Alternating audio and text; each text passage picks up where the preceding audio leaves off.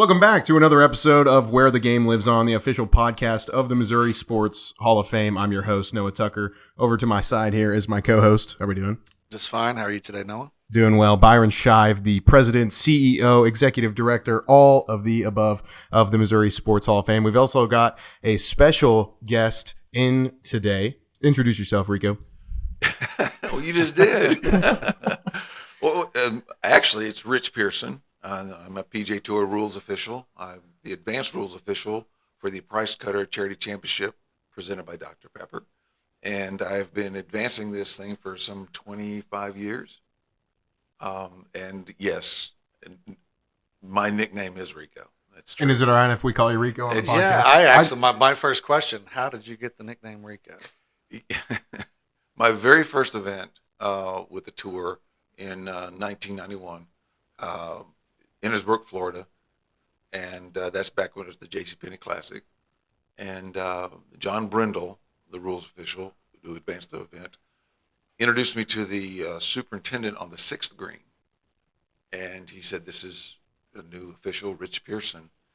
And a gentleman in a greenside bunker, raking the bunker, looked up and went, "Rico," because in Spanish, Rich is Rico. And JB, John Brindle, picked up on it, and it just took off from there. You've been Rico ever since. I have been Rico ever since. My mom hates it. But, if I ever am on TV, which I don't like to be, and the announcer says this is Rico Pierson, my phone starts vibrating from my mom. So that's fine. Well, if you can't tell, Rico is very well known in Southwest Missouri, and in large part that's due to the Price Cutter Charity Championship, which is what we have the honor of having him in studio today. Is a lot of prep that's going on, a lot of forward stuff to get ready for the Price Cutter. Talk to us a little bit about just kind of where we're at with that. What happens right now that a lot of the public. Why are you here?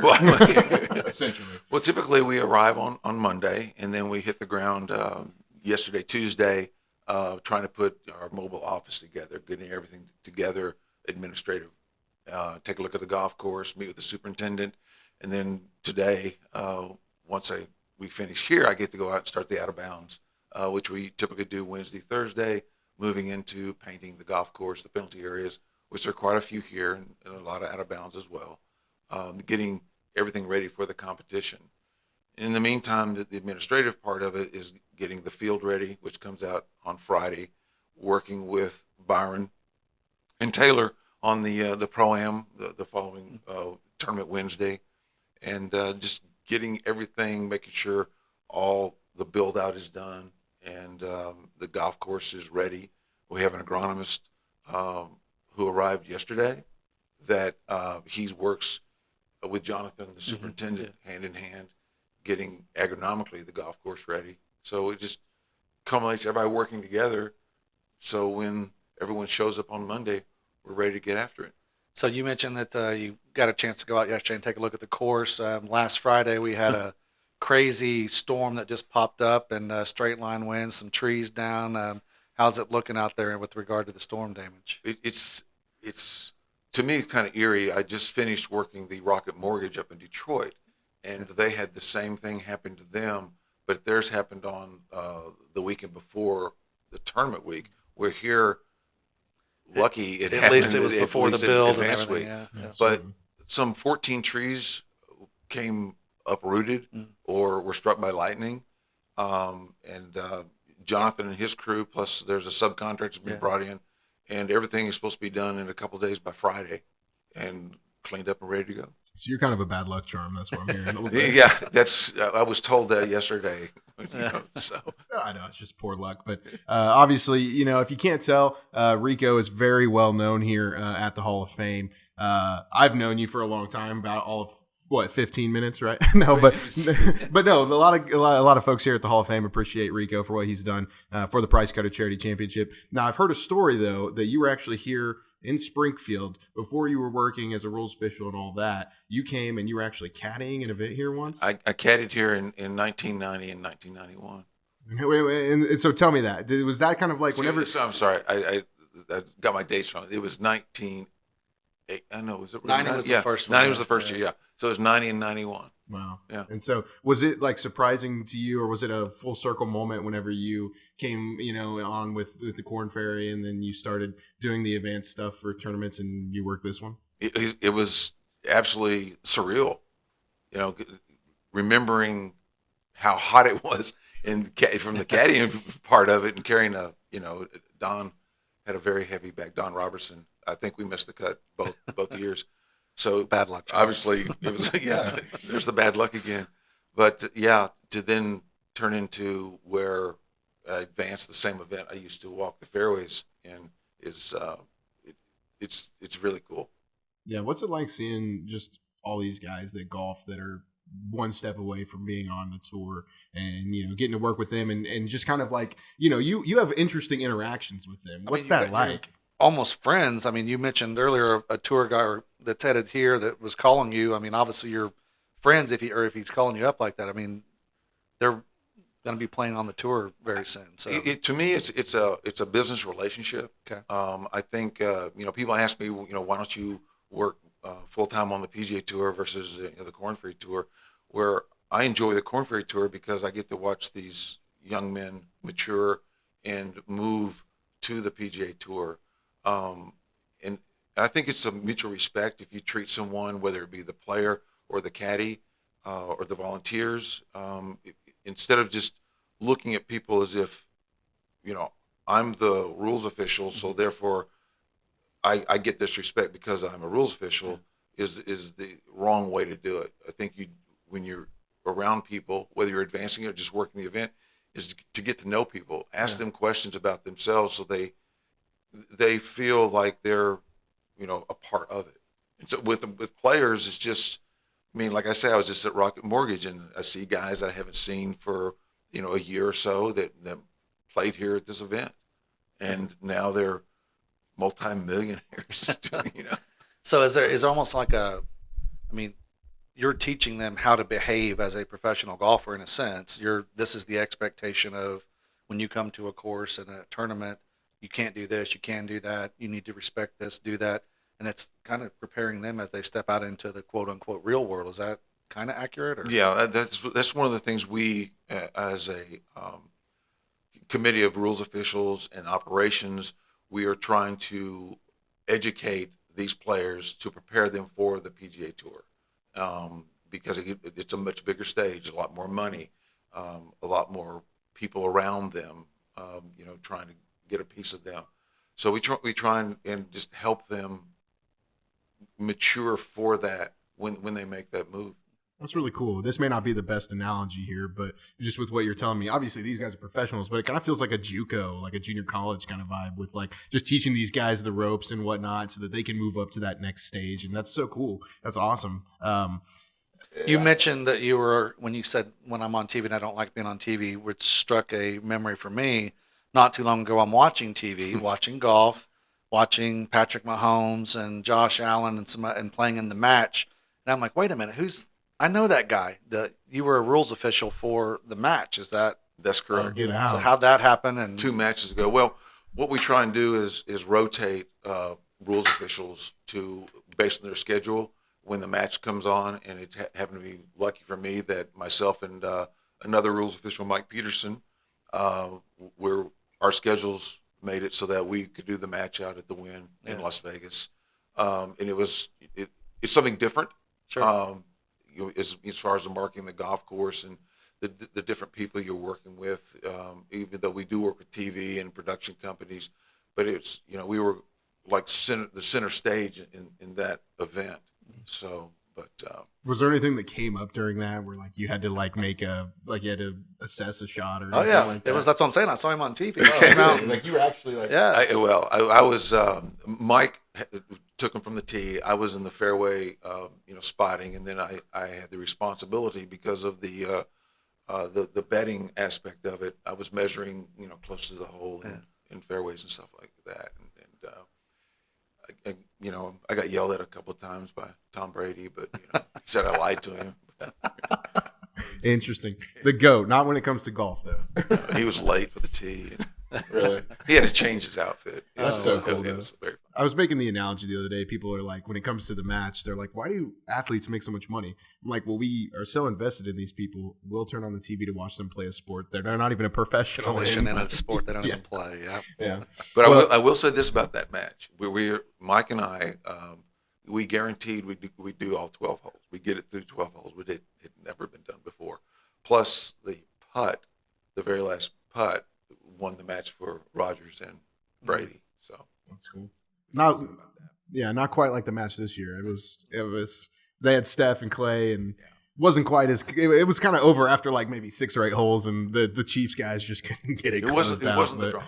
Yeah. Well, no, that's cool. That's a really cool event, and the fact that you've been able to work around that is just like, I'm almost kind of awestruck a little bit. But obviously, with what you've done and whatnot, you've been honored. You've been recognized with the President's Award by the Missouri Sports Hall of Fame. Wait, what?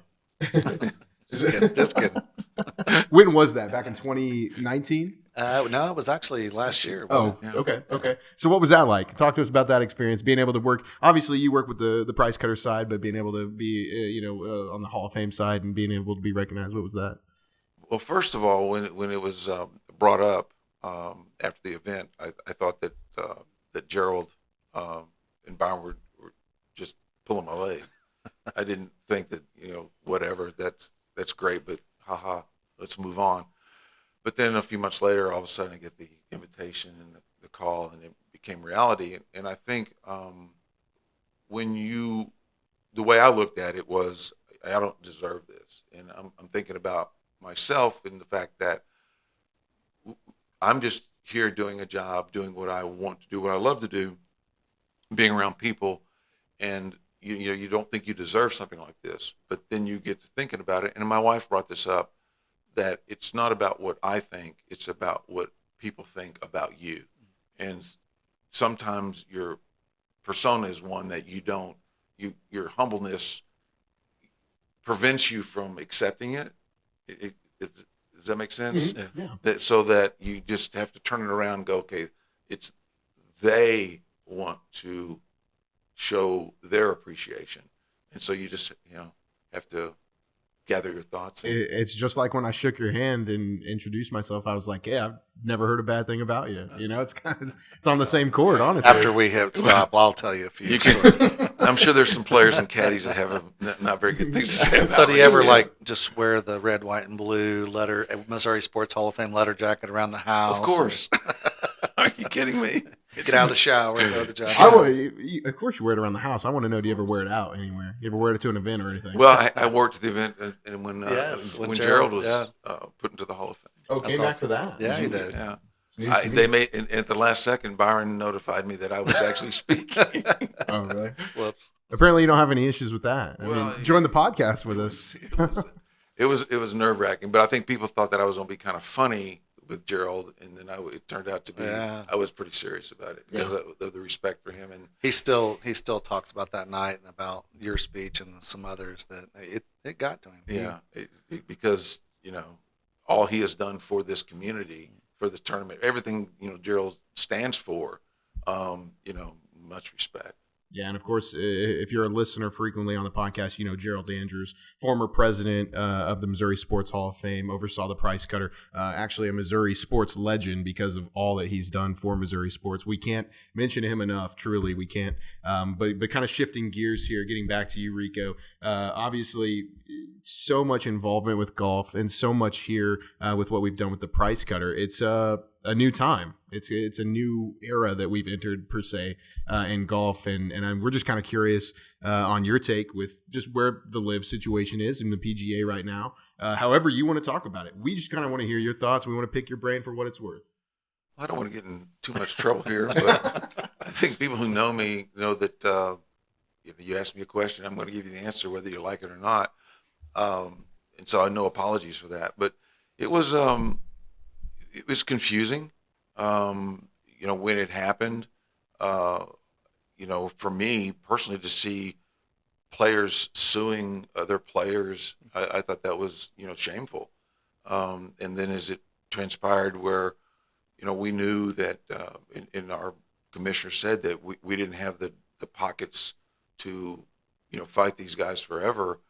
And then, it kind of died down, and things were rolling along. And then all of a sudden, I was actually walking the golf course during the BMW tournament in Greenville, and players started yelling at me about this announcement, which we knew nothing about. And I looked at my phone, and there was an email from the commissioner about what we were going to do. And, to have drawn the line in the sand adamantly, and then to turn around and now we're trying to justify all the reasons why we're going to do this. There's still so many unanswered questions about players coming back, and it's still the PGA Tour is the tour, and then this is going to be a subsidy of the tour. There's just a lot of things that players, staff still have a lot of questions on, to see how it turns out.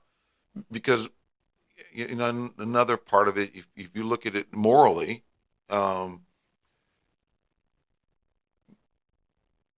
look at Saudi Arabia morally, but look at ourselves, America, the morality of the United States. Although this is my country, I love it, defend it forever. But we it's tough for us to throw a stone at someone knowing that we live in this glass house. Yeah. But we'll see. Like everyone else, whether you're employed by the tour, play for the tour, or are associated with the tour, being from a tournament, or just a fan, I think everyone just wants to know what the end's going to be, where we're going to go. And I know there's a lot of people that are just very adamant against it, and I don't have an opinion yet as to how it plays out. Certainly. Going off of what you're saying right there too, and you can simply just answer this yes or no to whatever extent you want. I think the real question I have is we're in the midst of this right now, but do you think truly whenever we're past all this, do you think this entire process will be something that we'll look back on and say that was for the betterment of golf? I think so. I think once it all plays out, I think this country is a very forgiving country, very forgiving people, and I think that once everything comes out and all those questions are answered, and eventually as time goes on, I think it has the possibility of benefiting the PGA Tour. The Players Championship is played at TPC Sawgrass. A lot of people that follow golf know all about Sawgrass, with the infamous island green on number 17 that I personally have put more than one ball in the water on. But apparently you have had a little more success on that hole. So I guess you had an ace on 17 at Sawgrass. I did. That was the last hole-in-one that I've achieved. So like there's multiple hole-in-ones? Well, there's three. Oh, well, I've got three. Only three. Okay, yeah. But that was I'm not sure I've hit 3 greens on a par 3. So. But the thing was, it was an outing with the entire staff. It was, and after it was made, it's the Saturday hole location during the Players Championship, the front left, and it was pandemonium. So you're saying there were a lot of witnesses? There was witnesses on the 16th green, on the 18th tee. Well, guys had just walked off a 17 green. It was absolutely Rico. crazy. That's what they were yelling. We'll have to make some calls. Yeah. But the funny thing about that is, your name's on a plaque there. Yes. It's at the clubhouse. at the clubhouse. There's a whole wall. Yeah. People would go play, and they'd try and find my name because they didn't believe it. I don't think I've seen your name. Couldn't find my name. So at the time, the head professional was at TPC Craig Ranch, had moved there, and so I called him and said, "Look, not be egotistical, but people said they can't find my name. Did I not get my name on the plaque?" Hey, come on, I work for you guys. Yes. Come on. So a few days later, I get a picture of what it was. It was Rich Pierson with the date, and the hole 17, the date. And they had it hanging in the men's room. And then, no, it was up there on the wall. But then the new label is Rico Pierson. Now everybody knows. So now because people don't, it's they don't know my real name. The next time I'm down at tour headquarters, which is located right next to Sawgrass, go down the hallway. I am going to go find Rich Rico Pierson on the wall. It's there. That's Take awesome. a picture. That's really cool. I've never been there. I've never. Beautiful. So did you put like the whole, like you got a little hole-in-one plaque that you have from TPS? Yeah. Wait a minute. If you hit a hole in one, you got to buy drinks for everyone. So that night cost me over $800. Wow. Oh my goodness. Yeah, someone else got in trouble that night, but it wasn't me. Whose name will not be mentioned. What did you hit it with? What ball? It was a Max Fly. Okay. Believe it or not. See, I'm always afraid that if I ever get a hole-in-one, it'll be on like a water hole that I'm hitting like a noodle on. Yeah. And then I got to have a noodle displayed in my living room for the rest of my life. I don't care if it's a putt ball. I'm putting it on the wall if I ever hit one. I don't care if it's a pink lady. If I ever hit one, it'll be me playing golf by myself, and no one will believe me. So. Well, my old man hit one once, and he plays really early in the morning. He was very lucky. There was a guy raking the bunker right there. The same guy that nicknamed me. Rico! Your dad's name's not Rich, is it? Rico! It is not. It is not. We'll move away from the golf a little bit. We have a couple other topics that we were going to jump to. The home run derby last night. What did we think? Did we watch it? Didn't even know it was on. I mean, I moved into my hotel 2 nights ago for the next. I'm officially a resident of Springfield for the next 2 weeks, and I was actually working until 11:30. So I'm not sure. I guess I should give you more to do if you got to watch the home run derby. It was right when I got home. I mean, it was at 7:00, you know. But I guess that brings up the question. Vlad Guerrero Jr. won it, by the way. That's really cool. You know, I love seeing that. But do we think that like these all-star events are they like? Have we seen the glory days of them? Have they ran their course? Well, I got into my hotel to see a part of it, but there was like bonus points or something. Oh, they've got all kinds of stuff. So they've added things to make it. I don't know if it's more interesting because I didn't get to see the whole thing. So you know they're trying to make it more creative. It appears. And I feel like there's a lot of that going on across all sports. I remember when I was growing up. I mean, in the summer, the All-Star game, to see the guys come together with their different uniforms, it was awesome to watch all of them play at the same time. And now, like I said, I didn't even know it was on, to be honest with you. But yeah. But I also mentioned last episode that I used to watch the black and white version of the home run derby on Saturday morning. So yeah, but well, and you know, I think if you talk about just the all-star games themselves, not the festivities, I feel like baseball's probably got it the most tuned in. But you're also talking about, you know, a gentleman's game. There's no contact. Obviously, football, guys don't even want to play in it anymore. Basketball, there's no defense, right? I don't know. I agree with you. I thought it was always really cool, like whenever guys were, you know, playing D and trying to prove they were the best of the best. But that's just not how I feel it is anymore.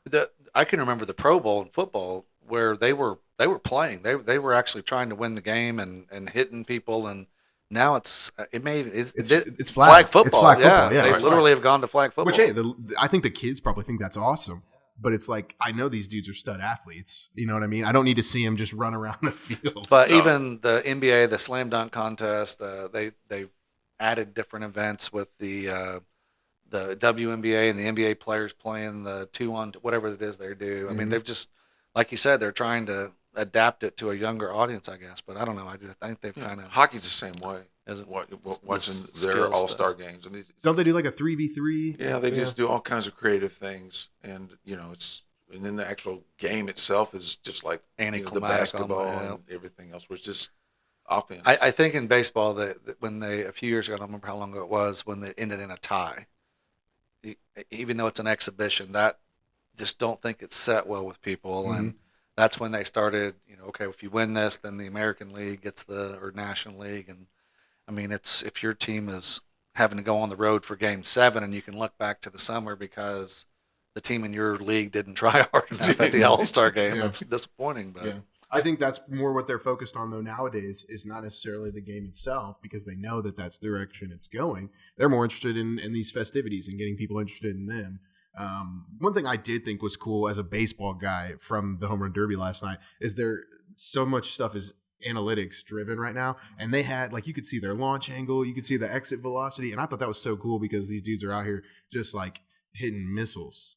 But you talk about the changes too. Now they don't have outs. They just have time limits. These dudes are getting 50, 60 swings, and they end up just getting tired before the thing's over. I don't even know how they do it. It's pretty impressive, even if they're in Seattle. It's the middle of summer. It's so hot. But it was cool. It was a cool event. What about golf? What do you think? Is golf trying to do stuff like that to get the younger crowds interested? Do you think they need to put more emphasis on that whenever it comes to, showcasing And the best of the best? kind of off of that, like how much has golf changed analytics and the technology and everything else It's over probably a better the last question. couple decades? I mean, it's just gone crazy with What's unbelievable is ShotLink and where the tour's going with all the statistics, all the analytics that's being done. There's new things being introduced on our tour now, where it's called a tremble, where you are when you're setting up your 9, you're setting it next to the tee markers, and then you're placing it on the green, and you're setting your hole location. So there's accuracy of how it's the analytics for that. A lot of it's being driven by the gambling aspect, obviously, that the PGA Tour has gotten into, so that all the different. Obviously, we can't.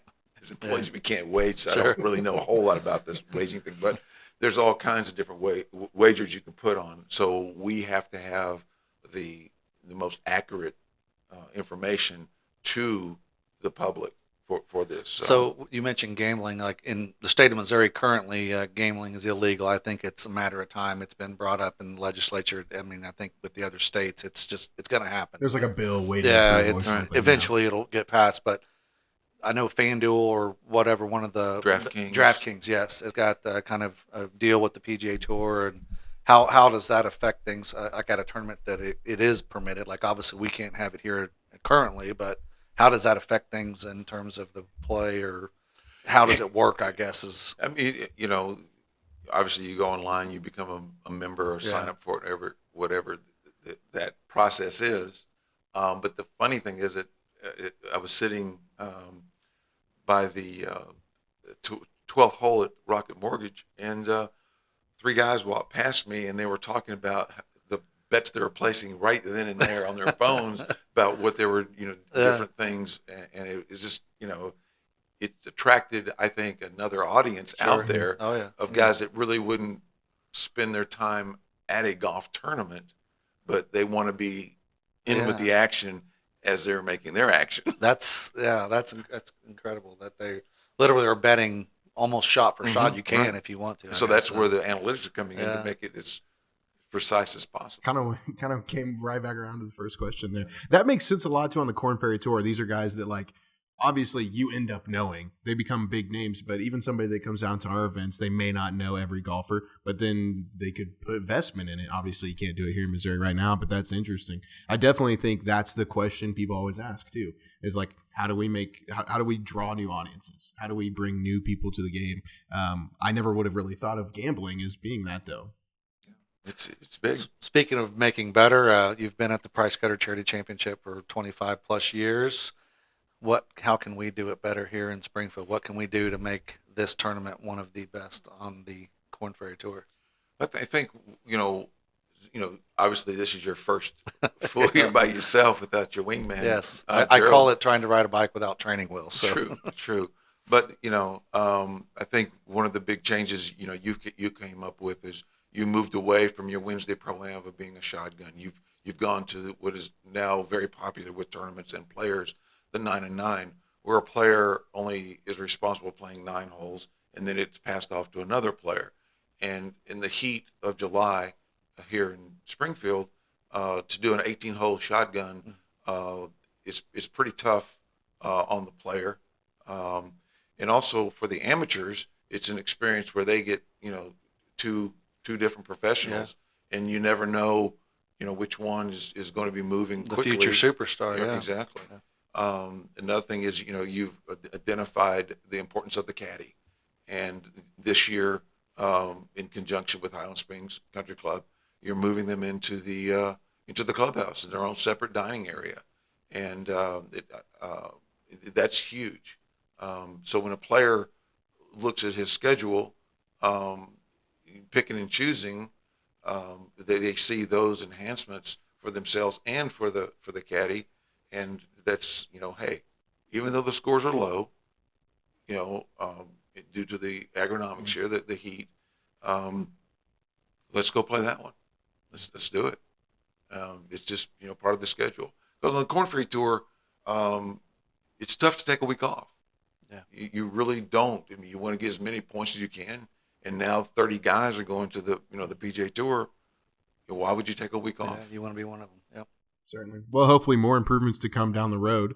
Price Cutter Charity Championship right around the corner, July 20th through the 23rd. Yeah, it's coming right up. So we're looking forward to it. Rico, we appreciate you joining us. It's Absolutely. been a pleasure. You're full of stories, and you answered some questions that I really was wanting to know. So we had a great time. Hopefully we'll have you back someday. We know that- Special guest. see you Emphasis again. on special. Special guest. Anyway. Much appreciated. Of course. Thank you. Of course. Rico. Well, and hey, if you like what we do here, feel free to leave us a review. You can listen to weekly episodes come out on Wednesday mornings on Apple Podcast or on Spotify. We will have them coming out on the regular. You can stay up with everything happening with the Hall of Fame, also the Price Cutter Charity Championship, by following us on our socials. Those will be linked in the podcast description down below. Be Shive, we got anything? I'm just ready to have a tournament next week. We'll get it going. Thank you so much for listening. We'll see you next time Have a great on week. Where the Game Lives On.